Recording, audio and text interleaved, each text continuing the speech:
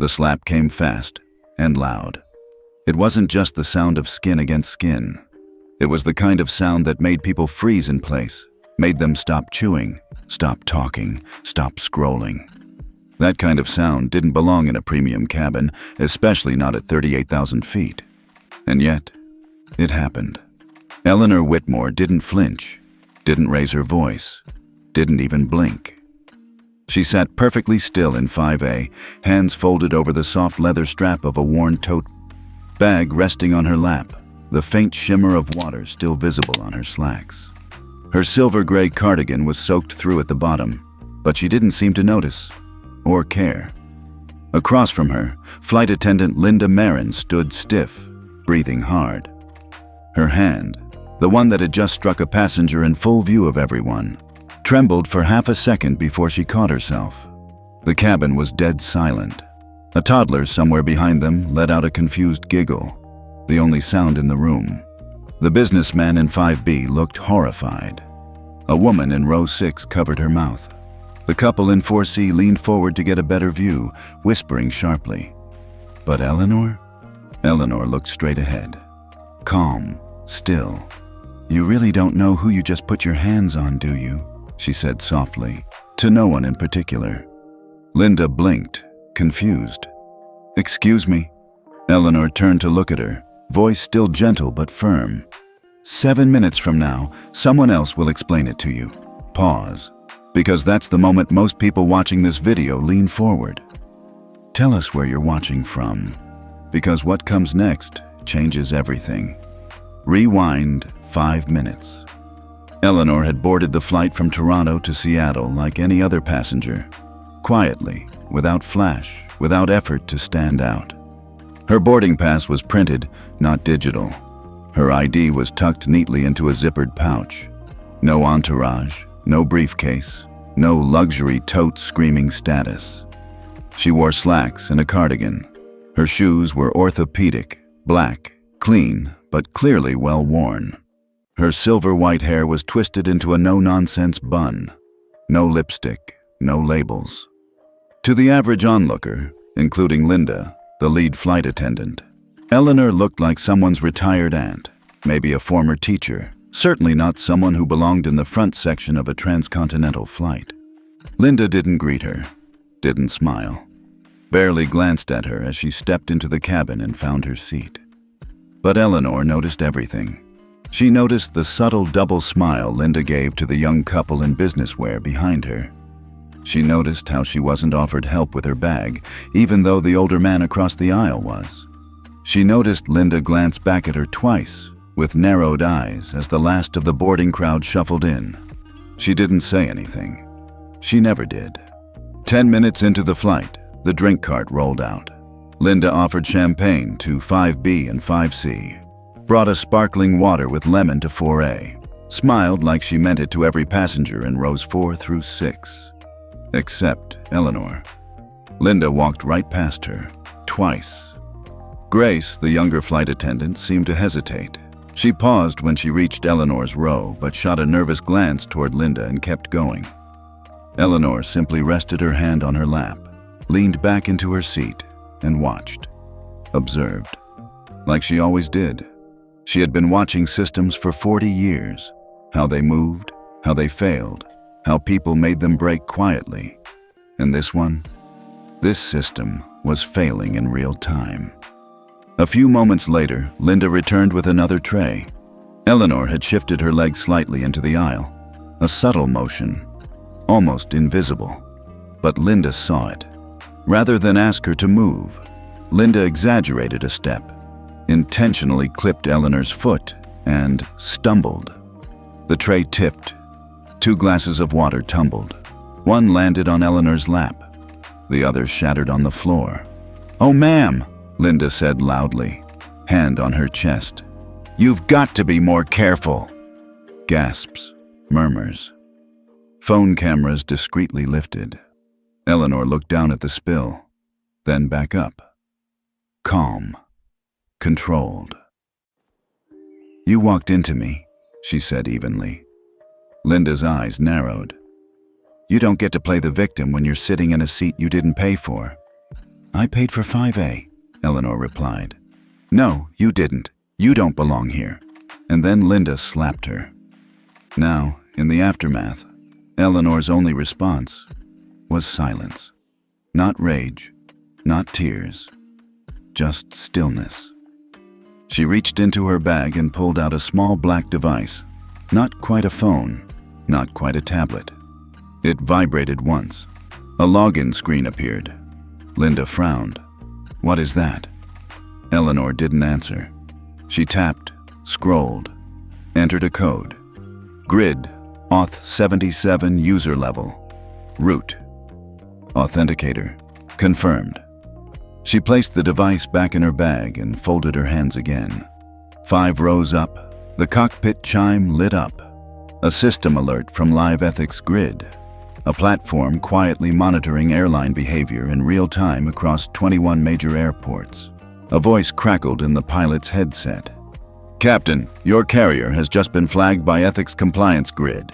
6 international airports have suspended priority ground access effective immediately. You'll need to speak to the passenger in 5A. The captain stood up. In the cabin, tension was rising again. Linda shifted uncomfortably. She looked around and saw the way passengers were watching her now, not with support, but suspicion. A few had their phones out. A few had stopped whispering and simply stared. She walked past Eleanor one last time, still not understanding. What exactly did you do? Eleanor tilted her head ever so slightly. Something your system wasn't ready for. And then she smiled, just barely.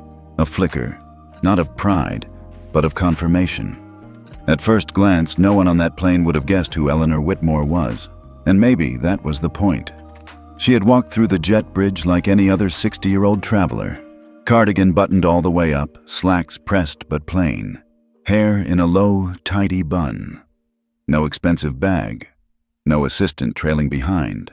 No flashy earrings or heels clicking across the floor. Just a quiet woman, flying alone. Linda barely even looked up when Eleanor handed over her boarding pass. She had that glance down, glance up routine that flight attendants develop after years of scanning boarding passes and making snap judgments. She didn't register Eleanor's name, didn't see the tiny silver FAA pin discreetly attached to her tote strap, didn't notice the barcode marked AEX Oversight, printed faintly on the corner of the ticket. All she saw was old, plain, unimportant.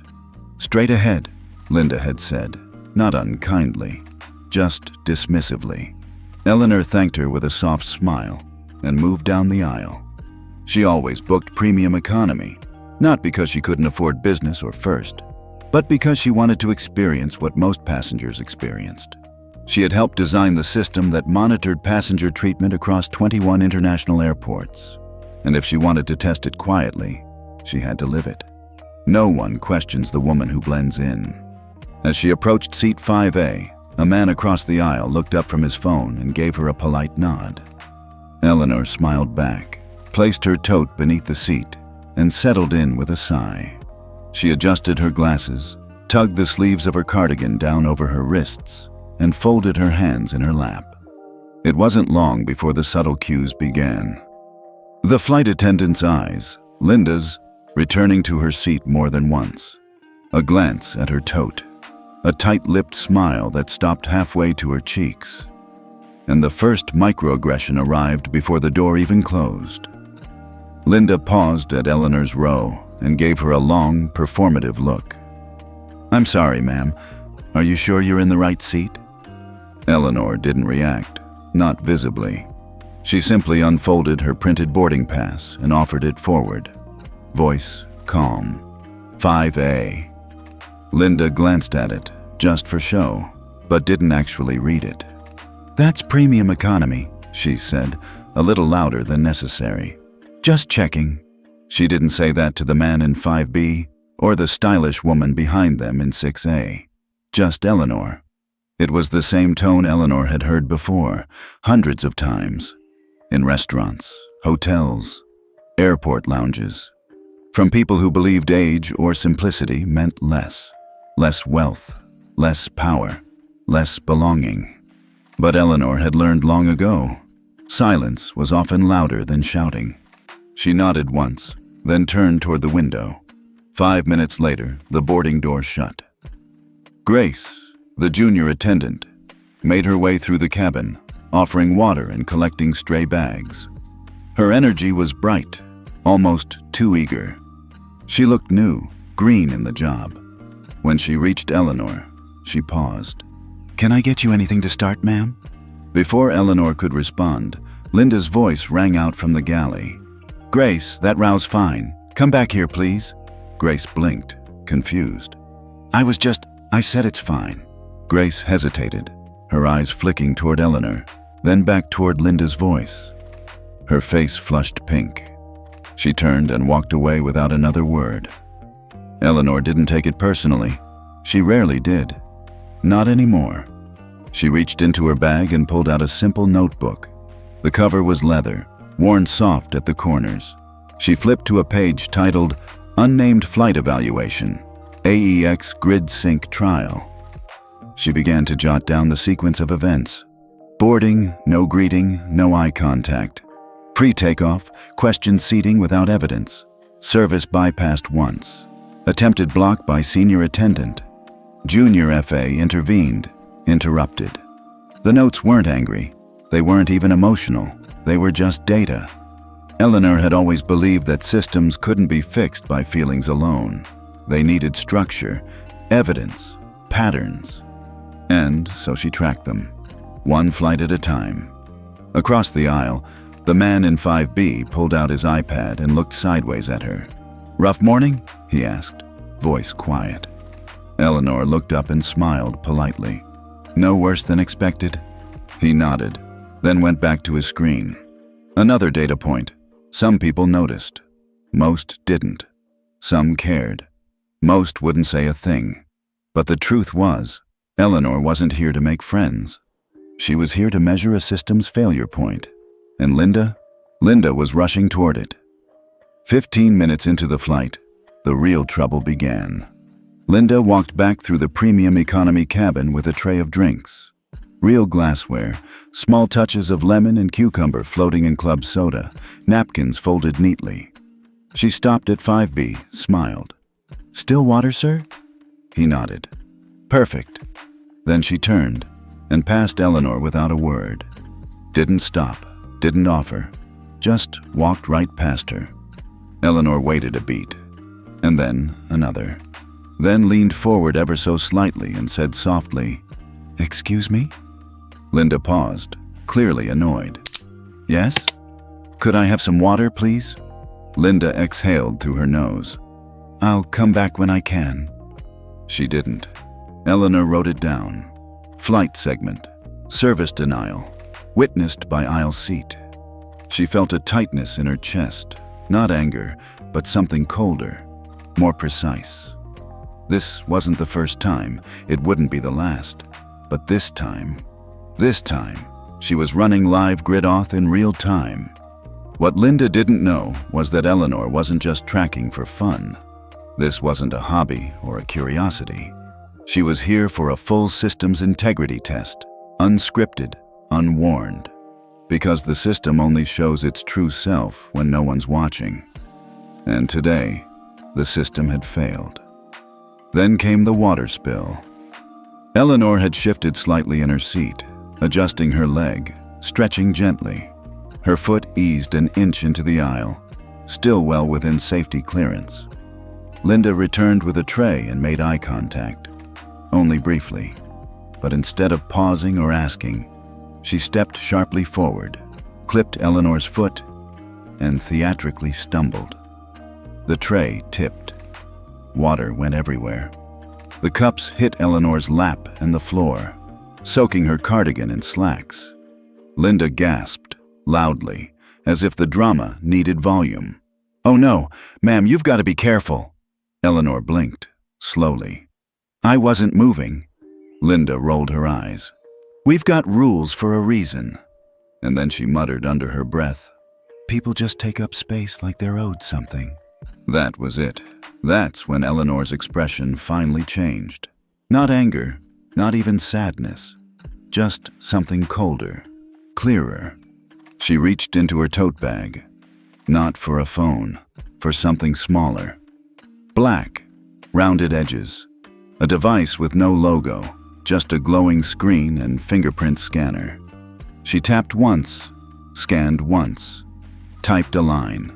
Grid Auth 77. Access level. Root Authenticator System. Live Ethics Grid. FAA Partnered Network.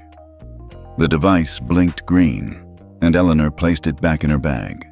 Linda, still huffing, turned away and began cleaning the spill. She had no idea, she really, truly had no idea, that in 7 minutes, the entire airline she worked for would receive a code red ethics violation, that 6 international airports would pull priority access, that $40 million in active agreements would be suspended overnight, and that the woman she slapped was the one who wrote the rules she just broke. Grace Morgan had only been a flight attendant for 9 months, but she already understood one unspoken rule. Don't question the lead, ever. It didn't matter if you saw something unfair. Didn't matter if you thought a passenger was being mistreated. If the lead said, "Move on," you moved on. But today, something about all of this, about Linda, about that woman in 5A, felt wrong. Not just uncomfortable. Wrong. Grace had seen passengers get talked down to before. It happened more than she cared to admit. Subtle stuff. Tone. Eye contact. Who got offered a drink first? Who got ignored? But this was different.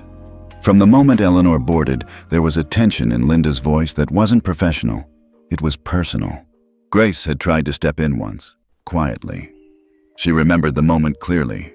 The tray service had just started. Eleanor hadn't been offered water. She was sitting there calmly, quietly, hands folded like a librarian waiting for someone to finish checking out books. So Grace paused. "Would you like something to drink, ma'am?" she asked, softly, hoping Linda wouldn't hear. Eleanor looked up, her face unreadable. But before she could respond, Linda's voice cut across the aisle like a blade. "Grace, that row's handled." She didn't say it cruelly, but she didn't need to. Her tone had authority wrapped in ice. Grace had blinked and stepped back like she'd touched a hot stove. And now Linda had just slapped that same woman across the face. Right there, in the cabin, in front of everyone. Grace hadn't seen the actual moment. It happened while she was retrieving coffee for a passenger. But the silence that followed told her enough. That silence wasn't just shock. It was consequence breathing in the room. Grace stood frozen just behind the curtain between business and premium economy, gripping a carafe so tightly she thought it might crack in her hands. She peeked through the slit in the curtain. Linda was standing stiff. The woman, Eleanor, was still seated, unmoving. No one had said a word yet, not even the man across the aisle who had watched it happen. Then Grace noticed something. Eleanor had pulled out a device. Not a phone, not a tablet. Something small, sleek. No branding. Grace tilted her head. She knew that shape. It looked like one of those secured authenticators she saw in FAA training videos. The kind used for real-time operational overrides. The kind only root-level ethics officers had access to. Her breath caught. No way. She watched as Eleanor typed something in, then placed the device back in her tote. Nothing dramatic, no announcement, no loud voice demanding justice, just quiet. And that's what made it terrifying. Grace set down the coffee on a side tray, took a breath, and walked back toward the galley like nothing was happening, like her heart wasn't pounding, like it was trying to run away from her body. Linda brushed past her without a glance. "Clean up the spill near 5A, she snapped. Grace nodded. "Okay." As Linda disappeared down the aisle, Grace knelt near 5A with a towel, but her eyes darted to Eleanor's face. Still calm, still quiet, still terrifying in her stillness. Grace tried to smile. "I'll clean this up, ma'am." "Thank you," Eleanor said gently. You've been very professional." Grace blinked. She didn't know why, but the compliment landed harder than expected. Her throat tightened. "I'm sorry," she whispered, barely audible. Eleanor met her eyes. "You did what you could. That matters." Grace hesitated. "You're not just a passenger, are you?" Eleanor's lips curved slightly, almost like a secret. "I'm a passenger today." That answer wasn't really an answer, but it said everything. Back in the galley, Grace pulled out her phone and opened a browser window.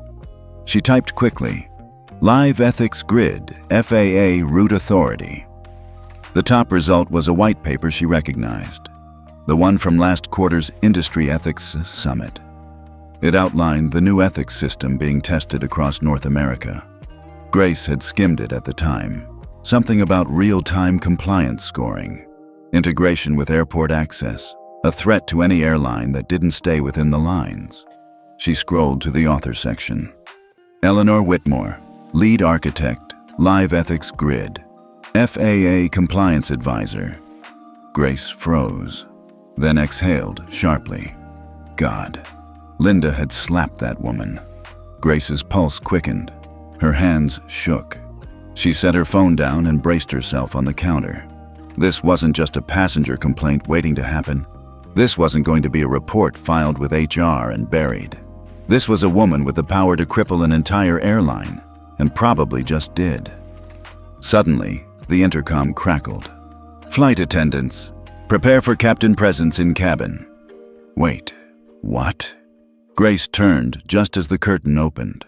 Captain Hayes stepped into the premium economy cabin, lips tight, eyes scanning.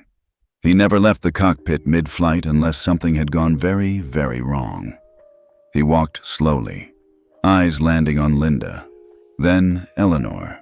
Linda, who had finally returned to the front of the cabin, straightened. "Captain, is something—" He raised a hand. "Ms. Whitmore, may I speak with you privately for a moment?" Eleanor stood, not rushed, not smug, just deliberate. She followed him forward. Linda stood, baffled. "Why is she—" Captain Hayes looked at her once, just once, and Linda's voice died in her throat. In the galley, Grace stood perfectly still. The world was shifting beneath her, and she didn't know what to hold on to. But one thing was clear. The woman in 5A wasn't just another quiet passenger. She was the quiet system that everyone else thought they could ignore until it woke up. And it had. The captain's door didn't slam. It clicked, soft, deliberate, mechanical. But to Linda, it might as well have been a gunshot. She stood in the galley, arms crossed tight across her chest, trying to slow her breathing. What just happened? Why did the captain just ask her, that woman, to speak in private? Since when does a captain leave the cockpit mid-air unless there's a federal-level emergency? Her eyes darted to Grace, who quickly looked away. The silence on board now wasn't just awkward. It was electric.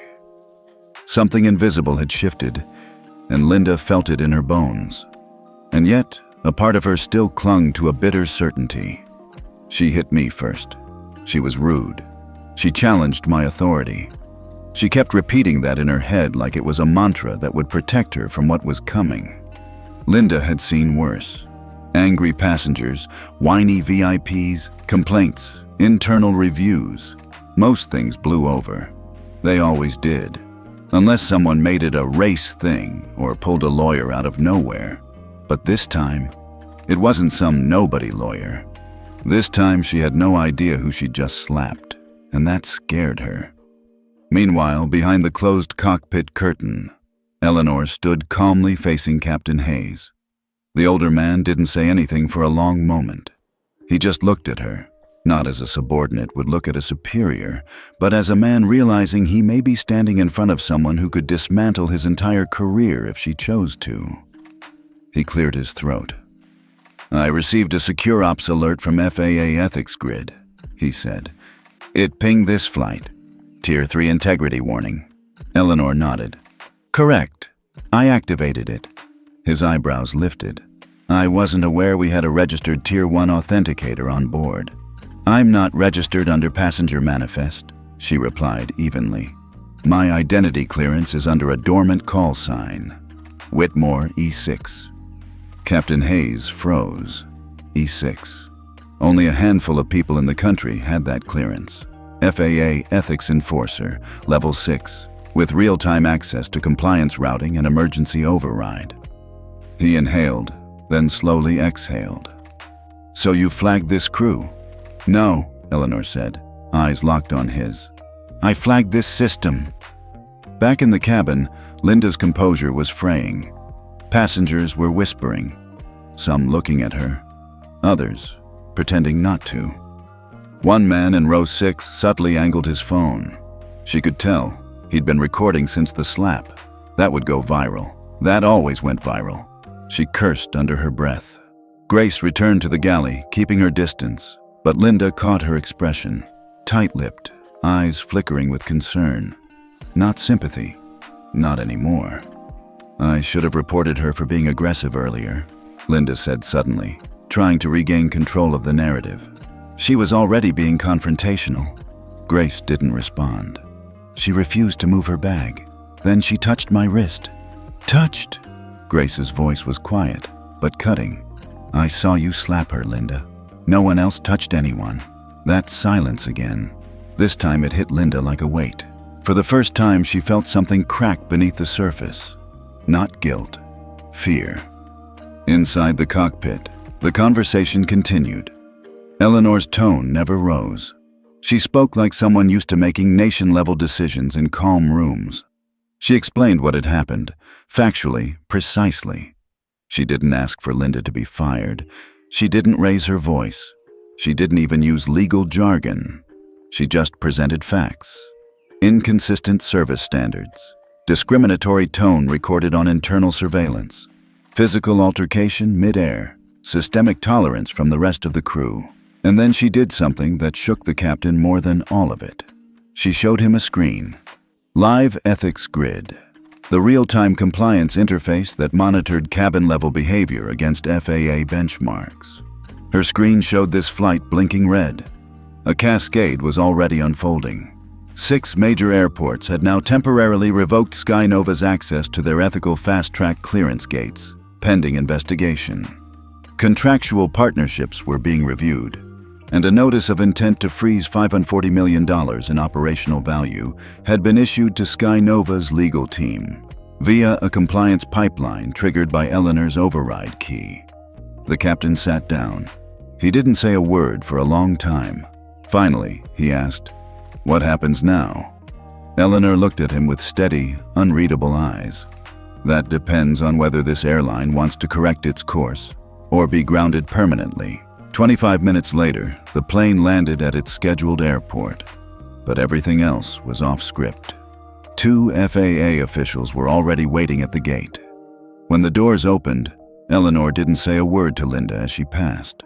She didn't have to. The entire crew had been informed that the FAA had launched a real-time inquiry. The airline's executive branch had already suspended all top-tier routes pending resolution. Linda stepped forward, trying to speak. "Ma'am, Ms. Whitmore." Eleanor didn't stop walking. She simply said, without looking back, "You didn't slap a woman. You slapped a system." Grace stood frozen near the door. She watched Eleanor leave through the jet bridge with agents flanking her. And then, something in Grace's chest lifted. It was subtle, but real. A moment of release. Because today, for once, the quiet didn't protect the powerful. It protected the right person. The boardroom at Skynova's headquarters wasn't ready for what hit them.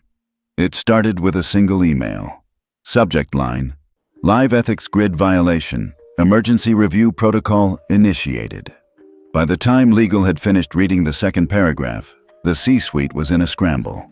6 airports had just revoked Skynova's privileged routing access. That meant delayed takeoffs, extra inspections, gate reassignments, and in 2 cases, complete denial of landing rights for premium international routes. And the number that really made everyone panic? $540 million. That's the operational value on hold. No contracts were technically canceled.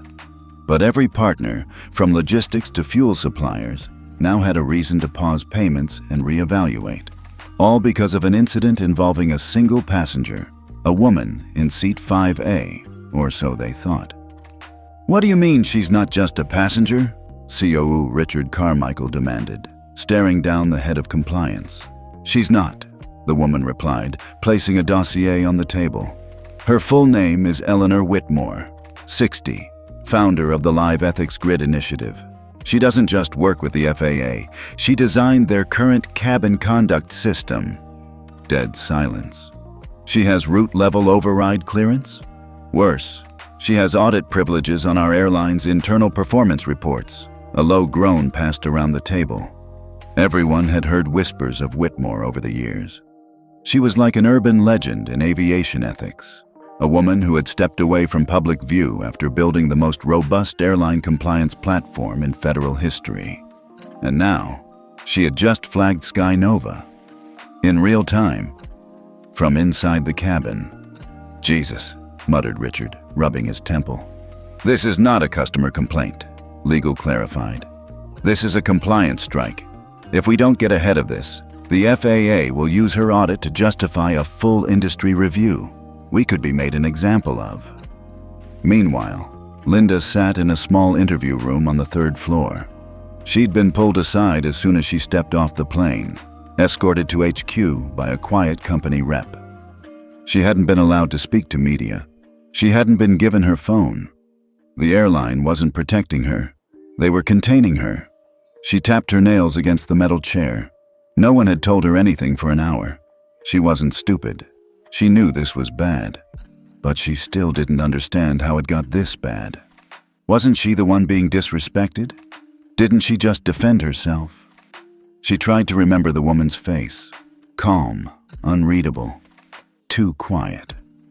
That was the problem. The woman didn't yell, didn't fight back, just made one call.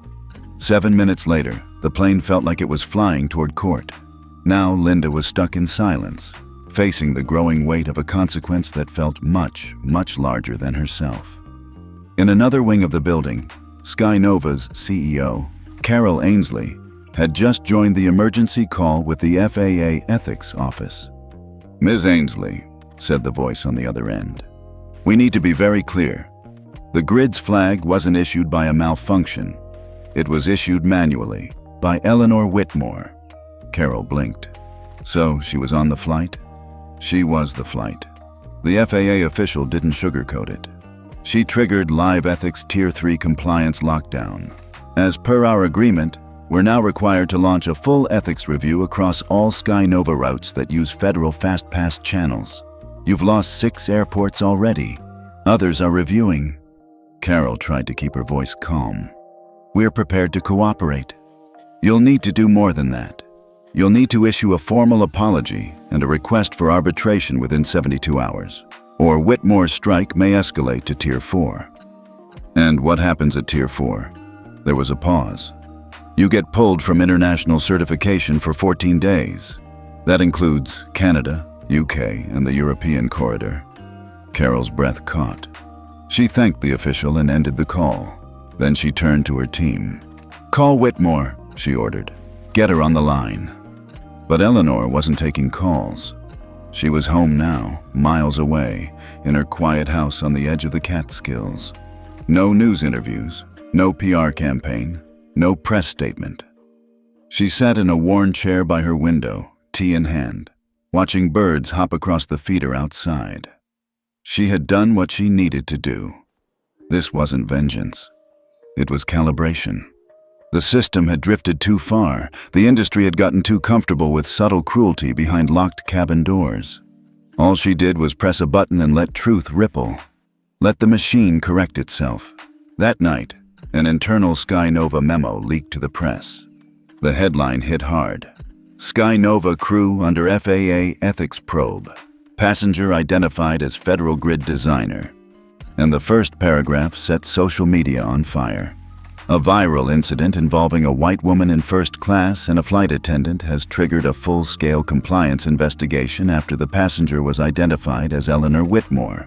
the original architect of the FAA's Live Ethics Grid, a system used to evaluate airline crew behavior. Within hours, hashtags trended. @Flight Ethics, @Sky Nova Strikes, out, Eleanor Whitmore. A clip from the flight, only 7 seconds long, showed Linda mid-slap and Eleanor's quiet, still face. No shouting, just impact. Millions watched, millions commented. One user wrote, "She didn't have to scream. She had power, real power, the quiet kind." Another replied, "She didn't ruin the airline. The airline ruined itself. She just turned on the light." At HQ, Grace sat quietly at her desk. She had filed a full report, honest and raw. She didn't care if it cost her anything. She'd seen enough now to know that silence didn't make her safe. It made her complicit. Her phone buzzed, a text from an unknown number. "Thank you. You saw more than you said. That matters." EW. Grace stared at the message for a long time. Then she smiled. As for Linda, she was placed on unpaid suspension pending investigation. But more than that, her name was now public, her face recognizable, her act viral. And no internal defense could rewrite what had been recorded, shared, and judged. The world wasn't going to forget what she did. And the system, it wasn't going to let it happen again. The Sky Nova press team had a playbook for everything. Emergency landings, fuel leaks, in-air altercations, even death on board. But they didn't have one for Eleanor Whitmore. By 9 a.m. Monday, Sky Nova's leadership was on its 5th crisis meeting in 48 hours. The FAA was stone-faced. 6 airports had not reinstated fast-lane clearance, and a 7th, Portland International, had just quietly joined them. It wasn't just optics now. It was operational collapse. CEO Carol Ainsley knew what that meant. If they didn't settle with Eleanor, the industry watchdogs would descend like a swarm. She glanced around the boardroom and said what no one else dared. "We're not dealing with a viral video. We're dealing with a woman who helped write the rules." Eleanor, meanwhile, was in no rush. She hadn't called her lawyers. She hadn't even issued a public statement. Instead, she was meeting in a quiet library in D.C., across from a former FAA commissioner and 2 board members of the Civil Aviation Ethics Committee. They didn't ask how she'd triggered the grid lockdown so fast, because they already knew. What they wanted to know was what she wanted next. She closed her notebook and looked them both in the eye. "I want a protocol," she said, "that outlives the outrage." 3 hours later, Sky Nova sent a formal request for arbitration. They offered a private apology. They offered reinstatement of the flight crew, minus Linda. They even offered a donation to a passenger dignity nonprofit in Eleanor's name. She declined. All of it. Instead, she sent back a single document. It was titled Passenger Ethics Integrity Charter, or PEIC for short. It wasn't a lawsuit. It was a framework. 12 pages, bulletproof legal structure, co-signed by 2 federal oversight consultants and supported by FAA's Internal Audit Office. It proposed the following: a tiered behavior accountability system for cabin crews based on biometric recordings and witness consensus. Mandatory quarterly anti-discrimination audits across all staff with anonymous testimony allowed. A silent override feature built into the grid, where certain credentialed passengers could trigger reviews discreetly, just like Eleanor had. The last line read, "All airlines receiving FAA federal route privileges must sign and enforce the PEIC within 90 days, or face full federal compliance audit and suspension of expedited clearance status." Sky Nova had 48 hours to respond. Back in her home, Eleanor watched nothing on the news. She wasn't interested in the headlines. What she was interested in was the letters that began arriving, first by email, then by post. A mother whose autistic son was humiliated by a steward. A nurse who was bumped from first class by an executive's assistant. A soldier in uniform told to remove his jacket for security reasons. Every letter echoed the same silent scream, "We couldn't fight back." But now, someone had. Someone had pulled the curtain and exposed the stage. Not with rage, not with hashtags, but with leverage. At Sky Nova HQ, Linda sat with an HR rep. It wasn't disciplinary this time. It was offboarding. She was offered severance, tied to a gag order. If she signed, she'd keep her benefits. If not, the company would release her records to the FAA. She stared at the paper. "This whole thing's out of proportion," she muttered. She made herself look small so she could play God. The HR rep didn't blink. Linda signed. Not because she agreed, but because she was done. The world had shifted around her, and there was no seat left on the plane for who she used to be. 3 days later, the FAA hosted a press conference. To everyone's surprise, Eleanor was not on stage. Instead, a young woman stepped up. Grace, the very same Grace who had witnessed the slap, the one who filed the report, the one who said nothing during the flight, but everything afterward. She read from a brief statement. "When we choose silence, we make space for cruelty to thrive in uniform. But when we name it, we begin to remove it from the sky." That quote made national headlines. But what hit even harder? The last line she added herself. "We don't need to be powerful to protect someone. We just need to be decent." The next morning, Sky Nova became the first airline to sign the PEIC. Within a week, 4 more followed. By month's end, it wasn't just a framework. It was policy. Crew members began whispering about new training modules.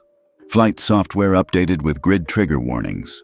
Even boarding zones had new signage. "This flight is PEIC compliant." Eleanor never returned to the spotlight. But every time a passenger sat in seat 5A and was greeted with respect. Every time a stewardess hesitated before reacting with bias. Every time an airline rerouted its training budget to empathy instead of PR damage control. That was Eleanor's doing. And she didn't need applause. She just needed the skies to change. They say airplanes don't leave room for pause. Everything is scheduled. Everything moves fast. Boarding zones, departure gates, beverage carts. Minutes matter. But on this particular Monday afternoon, at Terminal C of JFK, time did something strange. It stopped. For just a second. Because over the intercom came a voice no one expected. FAA Chief Reginald Palmer. "Today, we mark a shift in the skies. Beginning this moment, all federally licensed U.S. airlines will be held accountable under the newly signed Passenger Ethics Integrity Charter." The PEIC had gone from a proposal to federal mandate in under 30 days. And everyone in the room, passengers, flight attendants, gate agents, knew who to thank. Or maybe, who not to cross again. Eleanor watched the broadcast from her living room. No emotion on her face, no self-congratulation. Just quiet resolve. The kind of stillness that follows a storm you chose not to fight with thunder, but with blueprint. She sipped her tea and whispered, almost like prayer, "It's done." But she was wrong. It was only beginning. Because after Sky Nova, 4 more airlines rushed to sign the PEIC to avoid being next. Then came the Airline Investors Federation, which now required PEIC compliance as a condition for ESG funding, totaling $910 million in tied capital. A week later, 3 international airports suspended code-share agreements with U.S. carriers not under PEIC. What had started as a private slap had become a continental audit. For Grace, it meant something more personal. She was now being recruited by airlines, by oversight groups, even by the Department of Transportation, to speak on ethical compliance and internal courage. It was overwhelming. "Why me?" she asked Eleanor during a quiet phone call. Eleanor's voice came through steady, low. "Because you didn't speak the loudest, you acted the clearest. And because we need women who recognize a god doesn't walk in with a crown. Sometimes she just boards in quiet clothes, carrying decades of reason." Grace didn't respond at first, but something inside her clicked. She wasn't just a witness anymore. She was part of the repair. Meanwhile, Sky Nova scrambled to restructure their entire HR and training architecture. Linda was long gone, but she'd become a case study. Her face had been edited out of training slides, but the incident remained intact. The module was now called Moment 7, How a Single Passenger Redefined Airline Accountability. New recruits were required to study the footage, but more than that, they were required to journal about it. Reflect, feel, document their discomfort. One line from the training manual hit hard. She didn't scream, she didn't fight, she didn't demand. She simply documented, and the sky listened. At a small leadership summit in D.C., Eleanor stood beside federal officials as they rolled out the PEIC enforcement system. A reporter asked, "Do you think this will really change airline behavior?" Eleanor didn't hesitate. No system makes humans better, but it removes the cover they hide behind. Another reporter chimed in, "Will there be more passenger-triggered audits?" She raised a brow. "That's not up to me. It's up to every person who walks into a cabin and decides if silence serves them or justice." The ripple continued. By week 4, 21 airlines had signed. By week 6, the FAA announced integration of PEIC into Skytrack, a live monitoring system for airport ethics compliance. And by week 8, the first airline lost its federal route clearance for failure to comply with PEIC, a small regional carrier that assumed it could delay. It couldn't. The world had changed, and the cost of cruelty, even veiled behind first-class curtains, had gone from negligible to corporate death.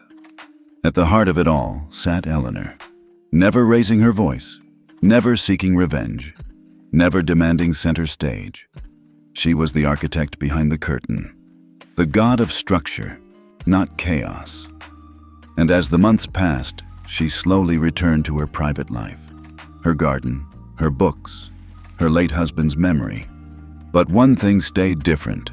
Every time she flew, no matter the airline, no matter the country, the moment she stepped on board, eyes met hers differently, not with fear, with reverence, because no one knew whether she was just a woman or the next trigger. The envelope had no return address, just her name, Eleanor Whitmore, in tight, neat cursive. It arrived on a quiet Thursday morning, tucked among utility bills and charity newsletters. She almost tossed it aside, until something about the paper's texture made her pause. Heavy, handmade, not mass-produced. She slid it open with a letter opener she hadn't used in years. Inside, a single sheet, handwritten, unsigned. And the moment she read the first line, she knew. This letter wasn't for public record. This was a confession. "I was on flight 2374. I saw everything. I didn't stand up. I didn't speak. I looked away, and I haven't slept through a night since." Eleanor stopped reading. Her hand gripped the edge of the table. For a moment, she thought she might rip the page, but she didn't. She walked to her window instead. Outside, the late autumn wind rustled the branches. Inside, the weight of silence pressed on her like old grief. She returned to her chair. Read on. "I saw the slap. I heard her call you entitled. I heard the laughter from the row behind, and I did what I've always done. I stayed polite. I stayed quiet. Because I was taught that speaking out is dangerous, especially for people like me." The handwriting wavered here, as if the writer had paused. Eleanor didn't need to guess the meaning behind "people like me." She had lived long enough to read between the lines. "I watched you sit there, still, composed. Not because you were afraid, but because you were planning. I've never seen that kind of power before. Not loud, not angry, just complete. You made a call. 7 minutes later, the plane stopped belonging to Sky Nova. It belonged to you." Eleanor set the page down. The words weren't flattery. They were surrender. This wasn't admiration. It was atonement. And somehow, it pierced her more deeply than all the praise that came afterward. She thought of the emails she'd ignored, the interviews she'd declined, the book offers, the talk shows. People had wanted her story, packaged, polished, made consumable. But they hadn't wanted this trembling honesty from a stranger who had failed to act, and now was trying to make peace. I told myself you didn't need my help, that you were handling it. But that was a lie I used to protect myself. The truth is, I didn't know how to be brave. And watching you be brave without a single raised voice, it made me ashamed and inspired at the same time. She stopped again, not because she needed to, but because the ache in her chest had grown strange. Not pain, not sorrow, something else. Recognition. So, this letter is not to excuse myself or to ask forgiveness. I'm writing to thank you, not for grounding the plane, not for firing the crew, not even for rewriting the ethics code, but for showing people like me what quiet power can look like, for reminding me that decency doesn't scream, it chooses its moment, and when it arrives, the sky changes. The page ended there. No signature, no contact, just silence. Eleanor leaned back in her chair, the letter still in her hand. She didn't cry, but she did close her eyes, and in that stillness, something shifted inside her. She had spent weeks building systems, writing protocols, steering industry-wide change. But this was the kind of impact no federal charter could measure. That evening, she sat down at her desk. She retrieved a fresh sheet of her own stationery and began writing back, not to the person directly, but to every person who might have watched and stayed quiet. To the ones who didn't speak. You are not too late. Change doesn't start with a headline or a call to the FAA. It begins the moment you decide your silence won't be your legacy. If you saw injustice and looked away, know this: the next time, you will not. Because you've already seen the cost, and because someone reminded you what quiet courage looks like. Not rage, not revenge, just resolve.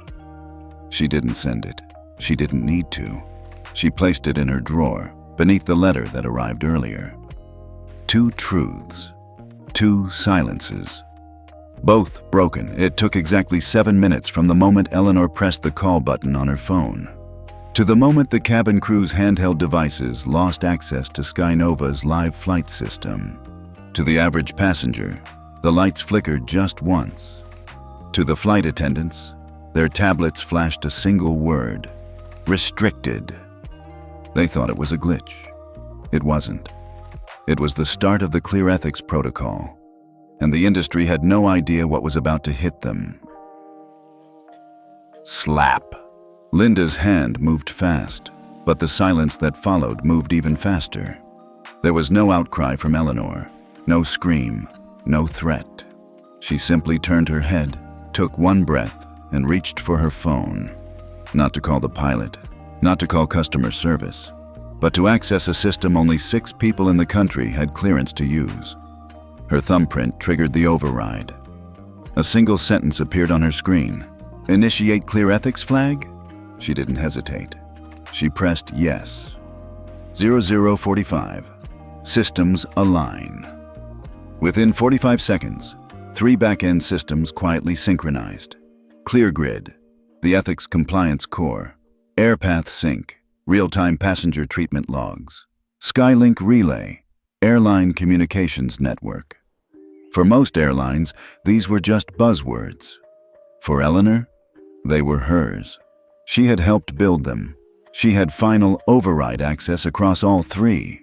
And with one signal from her device, Skynova's Ethics Compliance Index dropped below threshold alpha, triggering automatic compliance suspension across 6 airports. 0120. Mid-air fallout. In the cockpit, the captain was suddenly locked out of inter-airline comms. The co-pilot checked the alternate relay line, also frozen. An internal message read, "Temporary suspension of clearance, PEIC non-compliance triggered." He had no idea what it meant, but he knew enough to call the tower. Too late. The tower was already rerouting their landing. 2:05, ground response. At Reagan National Airport, where Eleanor's plane was originally scheduled to land, flight traffic control received a new priority. Flight 2374 suspended from terminal gate assignment. Redirect to holding pattern until compliance review complete. For the first time in Reagan's history, a passenger-triggered ethics strike overrode an airline's inbound rights in real time. Terminal operations scrambled. By minute 3, 4 more U.S. airports followed suit. The total loss in landing coordination alone, $1.7 million, and counting. 0340, internal panic, Sky Nova HQ, housed in a glass tower in Charlotte, North Carolina, saw its live feed blink red. The message, clear ethics alert, triggered by passenger ID, 1093EWH. The initials didn't mean much to them at first, until someone ran the ID against their premium passenger database. "Sir, that's Eleanor Whitmore." A junior exec asked, "Who?" Silence. Until the director of risk management said, almost in a whisper, "She's not just a passenger. She's one of the architects of the damn system." 0425. Investor alert. Across Manhattan, a ping hit the desks of major airline ESG funds. 3 of them immediately froze forward investment into Sky Nova pending ethics investigation.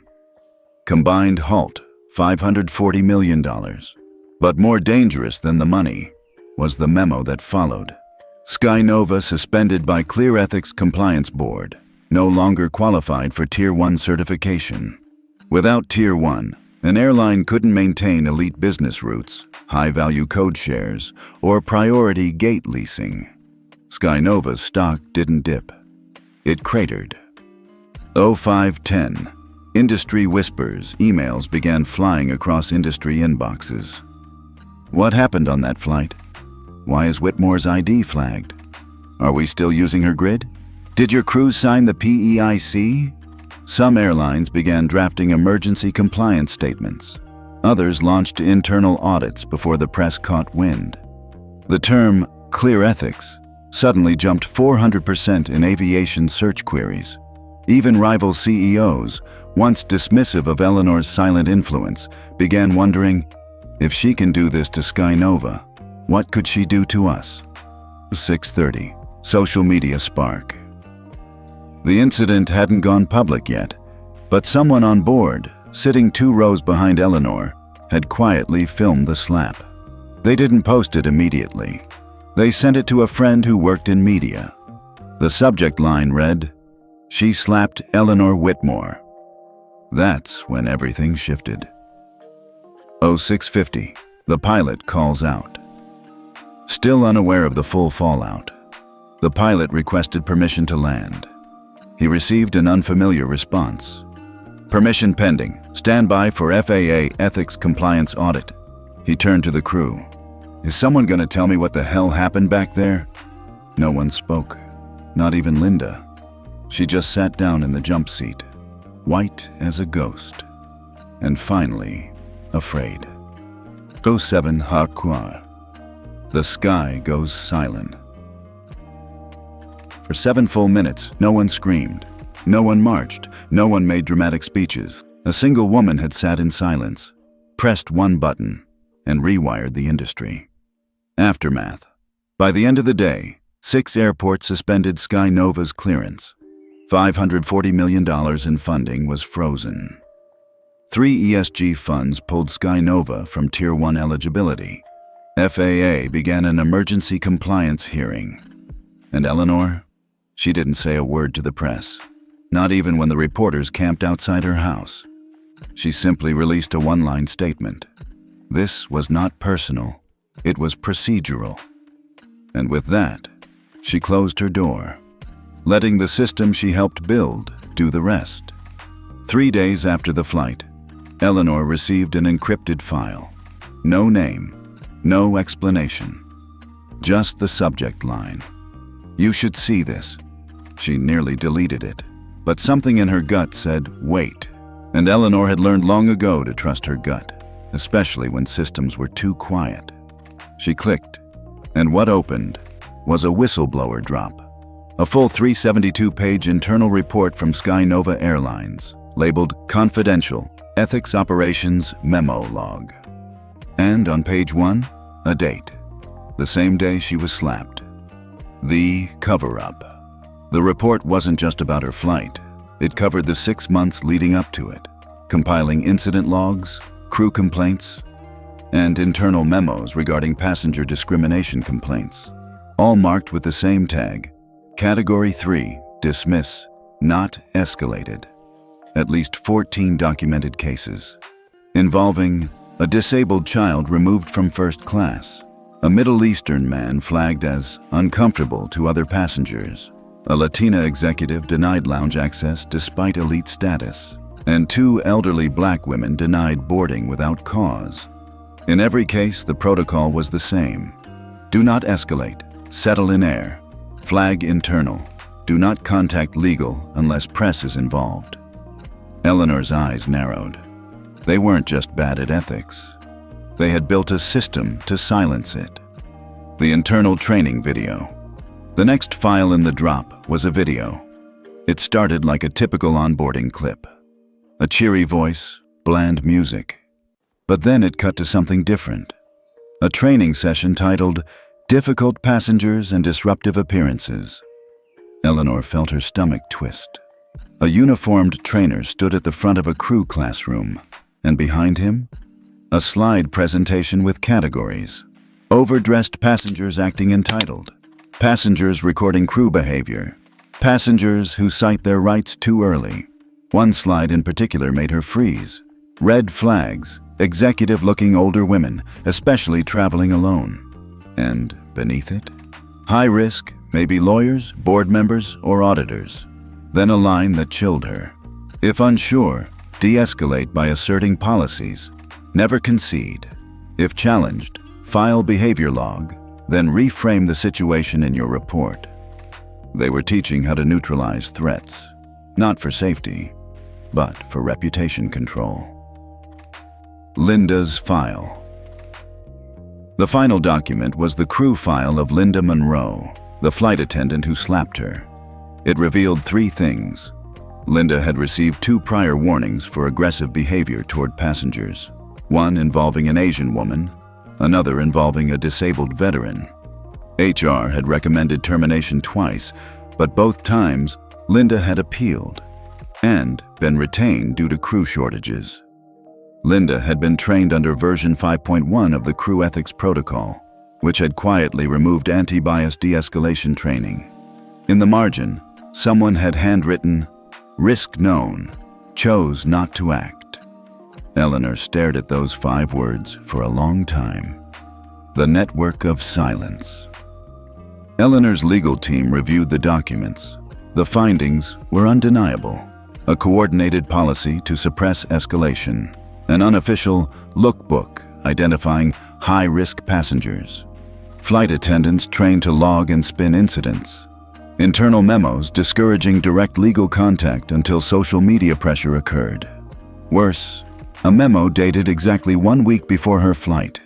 Reminder, passengers in older age brackets often have limited legal knowledge. Assert policy with confidence and move quickly. She was 60. They had counted on her to be silent. But she wasn't. And now, the industry was about to be anything but quiet. The industry responds. The leak went viral. Major outlets ran stories with headlines like, Skynova ethics system built to suppress complaints. Flight attendants trained to spot threat-looking women. Leaked video shows airlines teaching crew to lie. Within 24 hours, Eleanor was invited to testify before the Senate Aviation Oversight Committee. She declined the interview circuit again, but she accepted the hearing. This wasn't about going viral. It was about pulling the roots out. Behind the scenes. Eleanor met quietly with several airline CEOs before the hearing. Some were defensive. One even said, "Look, Eleanor, you of all people know how bad the crew shortage has gotten." She didn't flinch. She responded, "The day we started valuing bodies in uniforms over basic dignity is the day we stopped calling this service." Then she handed them a single sheet. The Passenger Ethics and Integrity Certification Charter, PEIC. a 9-point mandatory ethics protocol for all federally operating airlines. She made it clear: adopt this, or prepare to lose access to every ClearGrid-enabled airport in the country. They got the message. The day of the hearing, Eleanor arrived alone. No entourage, no press handler, just a thin folder and her cane. When asked why she was there, she said, "Not because I was slapped, but because I saw what happened after.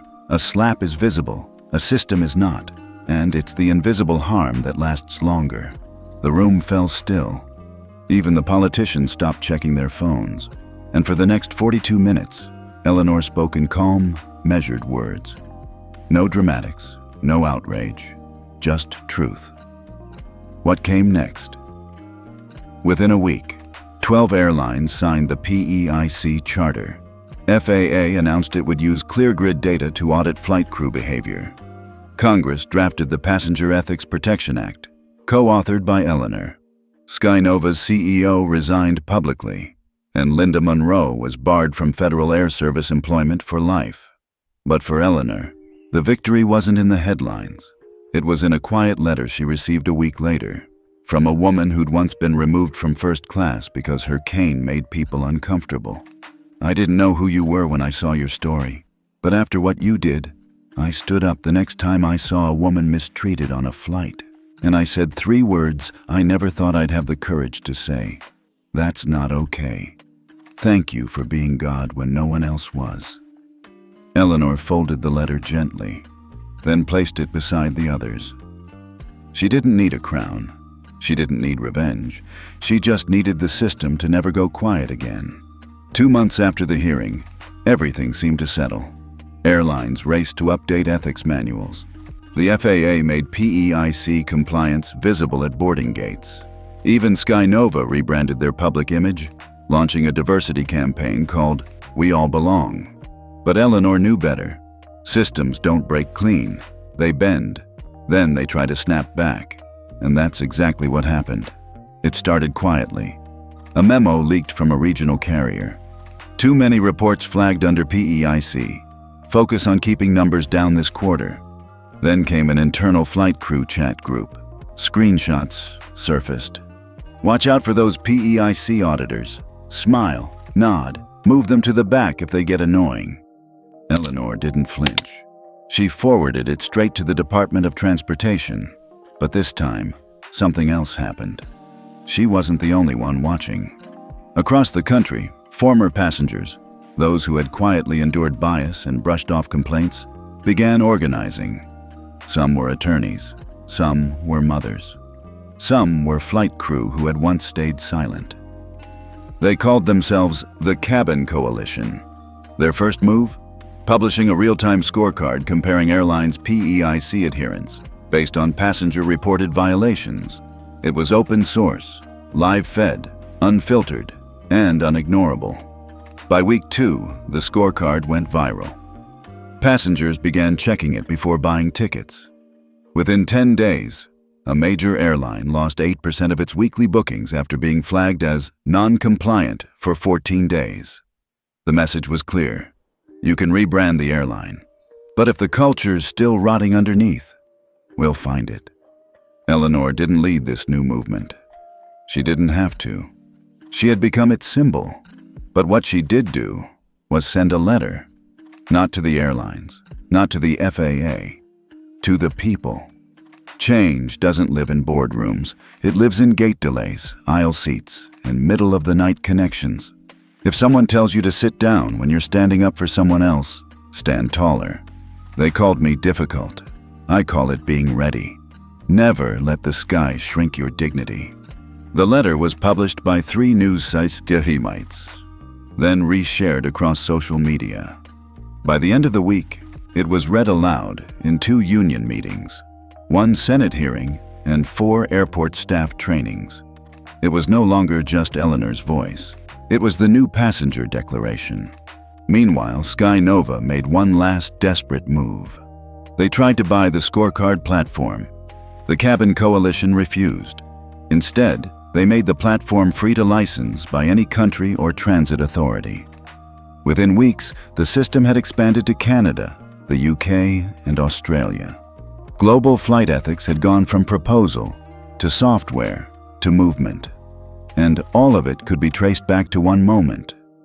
7 minutes, one call, one woman who refused to be dismissed quietly. That spring, Eleanor finally returned to the air. First flight in over 4 months.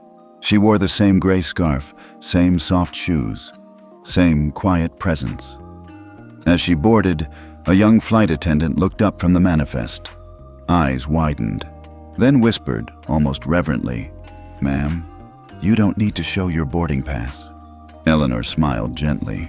"I know, but I want to. Everyone deserves to be seen the right way." It was a warm morning in Geneva when Eleanor stepped onto the tarmac. This wasn't just another flight. It was the first official journey of Flight PE001. The inaugural route operated under the newly adopted Passenger Ethics Accord, co-signed by 19 countries, 47 airlines, and approved by the International Civil Aviation Authority. It was historic, but for Eleanor, it felt peaceful. No flashing cameras, no press, just a quiet, early boarding process, and the hum of something real, a system starting to work the way it should have all along. A new name in the sky. The plane was painted with a new livery. Sovereign Air, integrity flies first. It wasn't just a rebrand. It was the industry's quiet admission that it had gotten it wrong for decades. Sovereign Air was the first commercial airline to be certified under the full PEIC protocol suite. That meant every staff member trained in dignity-first de-escalation, transparent crew logs and ethics monitoring via ClearGrid, passenger feedback directly influencing future policy, and a public commitment. Any complaint, no matter how small, would be treated as real. This wasn't PR. This was transformation. And Eleanor had a front row seat. The reason she took the flight. She hadn't planned on traveling again so soon. But a handwritten invitation had arrived 3 weeks ago. "Ms. Eleanor, you don't know me, but I'm here today because of what you did. My daughter was the one kicked off a flight last year for making the cabin uncomfortable because she uses a speech device. I never fought back. I was scared, but when I saw what you did, I started speaking. I started helping others, and now I've been invited to Geneva to help draft the Global Passenger Rights Treaty. I'm scared. I'd be honored if you flew beside me. Naomi M." Eleanor had stared at that letter for hours, and then, with a smile, she simply replied, "Yes." The flight crew. When she boarded, something struck her immediately. The flight attendants were different. Not just diverse in background, but in energy. There was no stiff hierarchy, no visible tension, just mutual awareness, respect, and eye contact with every single passenger. One young crew member knelt next to an elderly man fumbling with his belt. "Take your time, sir. This seat's yours until we land. No rush. You're not holding anyone up." Eleanor's throat tightened. She'd waited 60 years to hear that kind of grace spoken like protocol. She sat down in 3A, next to the window, and exhaled. The moment that changed the cabin. Halfway through the flight, the captain made an announcement. "Ladies and gentlemen, we're about to enter Swiss airspace. This moment marks the first multinational ethics-compliant corridor in aviation history. To commemorate this, we'd like to honor a passenger on board today who helped make this happen." Eleanor looked up. "Ms. Eleanor Whitley." The cabin fell silent, then erupted in applause. Some stood, some just nodded, misty-eyed. She didn't stand up, didn't wave. She simply looked around and said softly, "We did this together." And the applause doubled. A private conversation. After the announcement, a middle-aged man in business class approached her quietly. "My daughter's autistic. 2 years ago, they made her sit in the back alone while we flew first class. Said it was for balance." I didn't say anything back then. I froze. He hesitated. "Thank you for not freezing." Eleanor reached out, touched his hand gently. Freezing is human, but so is thawing. A new world on landing. When the flight landed, ground crew in Geneva lined the tarmac with flags from every country that had signed the Passenger Ethics Accord. Children from multiple nations stood holding signs. "Welcome to the skies we all deserve." Eleanor stepped down last. She walked slowly, cane tapping the metal stair with each step. She wasn't being escorted. She wasn't being shielded. She was just being walked with. By Naomi, by a mother from Mumbai, by a pilot from Brazil, by a deaf crew member from Sweden. They didn't need to say anything. They were the statement. A letter from above. That evening, back in her hotel room, Eleanor found a note slipped under her door. It was from the chair of the International Aviation Ethics Board. "You may never know the full weight of what you carried, but you shifted the sky, and those of us who fly will never forget the day the clouds stopped hiding the truth. Thank you, Eleanor. You didn't just change a flight. You gave us back the right to belong at 30,000 feet. Epilogue. Eleanor didn't return to boardrooms. She didn't build a foundation. She didn't run for office. She went home. To her garden. To her books. To her late husband's old chair by the window. But every now and then, she'd get a letter from someone in Kuala Lumpur, or Chicago, or Bogota. They'd all start differently, but almost all ended the same. "Because of you, I didn't let them silence me." Eleanor would read each one, fold it, and place it in a small wooden box. Etched on the lid were 3 words: 7 minutes later. If someone had told you a 60-year-old woman could shift the entire airline industry, would you have believed it? Drop your thoughts below and tell us where you're watching from. Have you ever faced unfair treatment while flying? Your story might be the next one we tell. And remember, sometimes one quiet voice is all it takes to change how the world flies.